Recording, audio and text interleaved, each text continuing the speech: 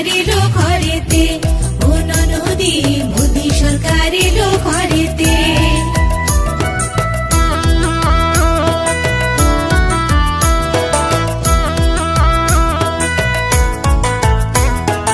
ওই দেখো ত্রিপুরাতে পদ্ম ফুটেছে, ভারত মায়ের আশীর্বাদে কমল খেলেছে। 25 বছর পার করিয়া খুশি এসেছে, 25 বছর পার